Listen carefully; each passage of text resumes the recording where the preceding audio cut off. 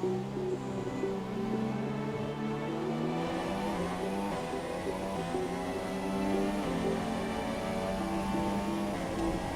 guys, and welcome back to another iContrast video, bringing you round 5 of this ASR Championship around Spain. Hopefully we're going to have a cracker. To begin with, I'd like to welcome our latest subscriber, Jason Blackburn. Thanks for subscribing to the channel. If you'd like to get your name on this series, subscribe and you'll have your chance to get your name on top of that screen.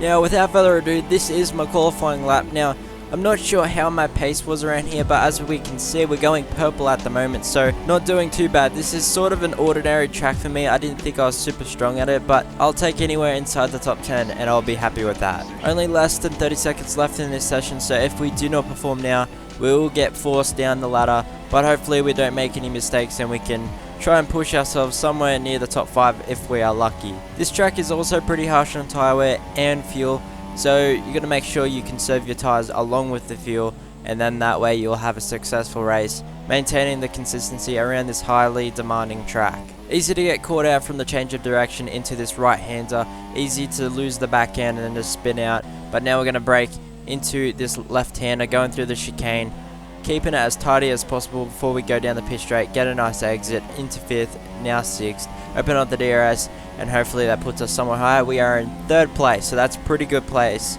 for now, but I expect that to be bumped down as we finish the session. And we've only lost one more position, so Dynamite has pipped us with a 2/10 faster lap, and we will be starting 4th on the grid for this race, so that's not bad. I'm really actually happy with that, as it's not a particularly strong circuit from me, so hopefully we have a good start. Lining up on the 2nd row of the grid now. All we need is a decent start, and then we can get some solid points. 3 lights, 4 lights, 5 lights. And away we go. That was a bit of a hold there.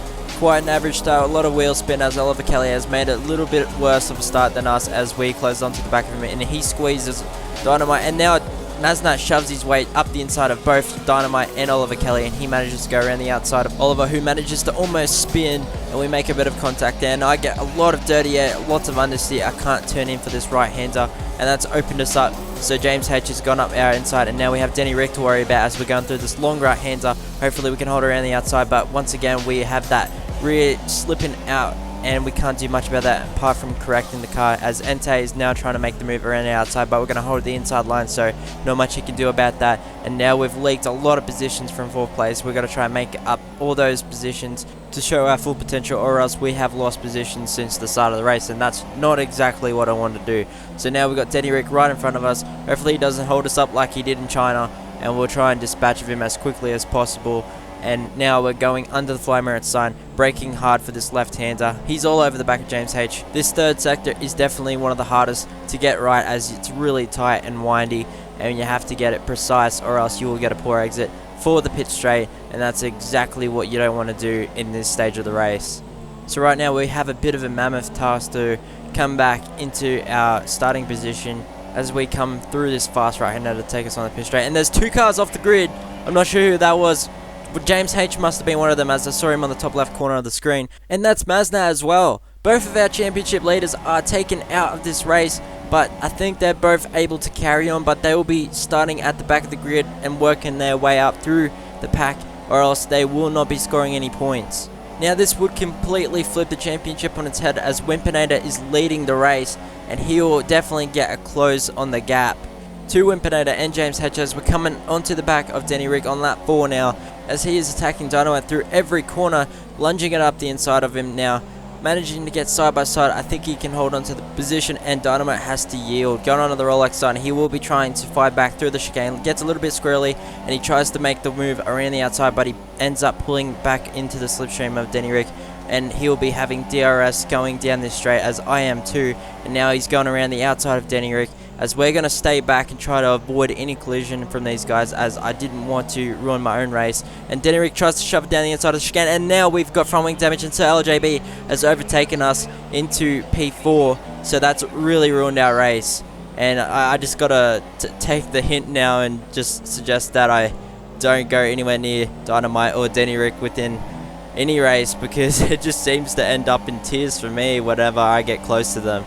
But yeah, certainly Sir LGB is the one to profit from that collision, as now we have final chicane preying all over the back of us. But we are in the slipstream of Sir LGB, and we'll be trying to hold around the outside, but I don't think there's much we can do as we make a bit of contact with the front wing loss, and that's a lot of downforce that we won't be having until we make another pit stop. And Sir LGB is lagging a fair bit now, so that's gave us a poor run out of that long right-hander, and now final chicane is giving a bump off the circuit a little bit, and now he's going up outside, and then that's another position lost. But we're going to shove it back down the inside of final chicane as Sir LGB is lagging all over the place. I think final chicane is getting affected as well, because final chicane is not lagging on my screen, whereas Sir LGB is, and then that's another just lag spike, and then Sir LGB's lag car brake checks final chicane, who brake checks me, and then I lose my front wing completely on the left side, and then final chicane lags back into me, and that's pumped him off the circuit. I'm not sure if that was my car hitting his or something to do with lag, but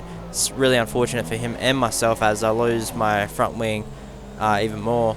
But now we have the hairy tomato all over the back of us once again, and another Mercedes hassling us, and now we're going to try and hold on before we go into the pits shortly, because I just don't want to deal with all this lag stuff anymore. I'm just like, I've already lost my front wing, so I've got to change that anyways, but I'd rather be in clean air and avoid all this carnage going on, because it's really starting to affect most of my races now, and there's not much you can do about it. When you got a car lagging in front of you, it's just almost a guaranteed loss of front wing, or some collision that ends up even worse than that. So now we're going to change our front wing. It's going to be a slow stop, and we're going to have to make another pit stop later on in the race, because we won't be able to make the final stint without changing onto a set of mediums or hards at least. As we go back out onto the soft tyres, hopefully we can set a fastest lap of the race. Now we have a bit of clean air on some fresh set of tyres. On lap 7 now, we do manage to go purple at least, and that is just showing our pace, most likely to do with the softer tyres and the newer tyres. But now we have a virtual safety car, and yeah, as you can see later on in the race, we actually have quite a few of those, and now we're returning to racing speed. It gets a little bit tricky now with the virtual safety car, as you cannot get done for speeding, or else you'll be awarded a penalty, because now you can't cheat the system and go as soon as system says it's ending. So hopefully we can keep it green and don't get caught out with the delta time, and manage to get clean restarts every time. And there we go, there's another safety car. So it's really quite affecting my race. You know, I'm on the faster tires here. I should be hunting down the cars in front of me, but this is kind of delaying the inevitable as we get underway racing again. And now we're going through the right-hander in 5th gear as we catch up to Sprints on lap 14 out of 33, and Sprints holds the inside line. I'm not sure if he was trying to defend or if he was just letting me through, as he runs wide anyways, and that promotes me into P8 behind Dynamite, who was in 3rd position or 2nd position. And now we have another virtual safety car, and at this stage it was actually just quite frustrating having to get stopped and then started again. And this game really needs to be fixed if this league racing is going to survive in this kind of environment where there's just glitches taking people out of races as we move up the inside of Jeff. And I've at this stage gotten really impatient after that start of the race, being overtaken by so many people. I really need to start making my way up the grid if I'm going to have any impact on this race. And on lap 16 I've decided to come into the pits, as these tyres have been pretty worn now. I think my worst is at 58% on that front left tyre, which is the most used on this circuit, as there's a lot of long left-handers. So moving into the pit lane now, we're going to hopefully get a clean stop without changing our front wing this time. Changing onto the medium set of tyres as we let off the clutch nicely, and now we're going to head back out onto the track in 12th place. It seems I think Maznat will be trying to go to the end unless he switches onto a soft set of tyres.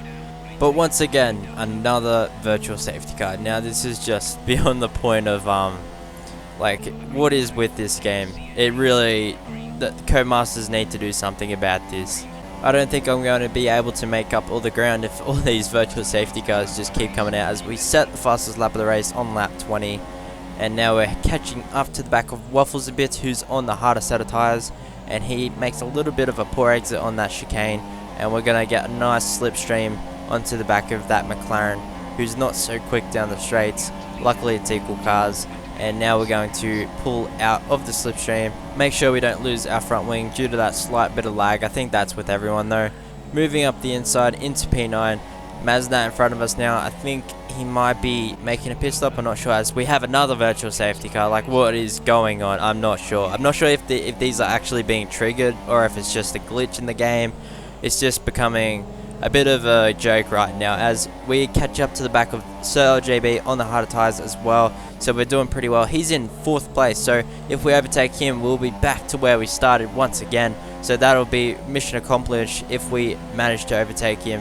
And I open up the DRS now onto lap 20. We don't have much time. We got about 5 laps to overtake him. We're going to try to go around the outside of this hairpin as we go side by side with him now, heading into the chicane, and he just comes across in front of us. And I think that's another glitch because I didn't make any contact with him before he swiped across in front of me. But on his point of view, yeah, I actually did touch him. So once again, another glitch that was back in 2016 has come across into 2017, and I thought they fixed it, but apparently they didn't, as we're now on the last lap of the race, and Mazda has caught up to the back of us after making his pit stop onto the soft tyres, and he has another car on the back of him. I'm not sure who it is. Maybe it's Final Chicane or Danny Rick, I'm not exactly sure. And now Entei moves into 5th place, as I think Mazda actually made a collision with that car, I'm not sure about. So Entei managing to profit there, and now we are up into P4, so I'm pretty happy with that result. Not much I can do from this position now, as Dynamite in 3rd place is a lot further up ahead. And now we're going to come across the line, finishing in 4th place. A decent race, coming back from pretty much the back of the grid to reclaim our position as 4th, and that'll be a solid amount of points toward our championship, as Wimpinator takes the race win. V-Fingers in 2nd and Dynamite in 3rd. Well done to those guys. They kept it clean and managed to get themselves a podium and some good points to take them through into Monaco.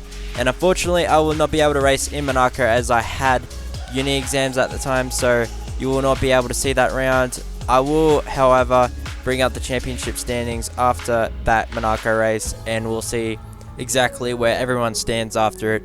And the next round of my coverage will be in Canada, which is one of my favorite tracks. But anyways, thanks for watching, guys. These are the standings after that Spanish Grand Prix, and I will see you all in the next one. If you liked the video, be sure to leave a like and subscribe for more if you don't want to miss an episode. Leave a comment as to who you thought driver of the day was, and thanks for watching.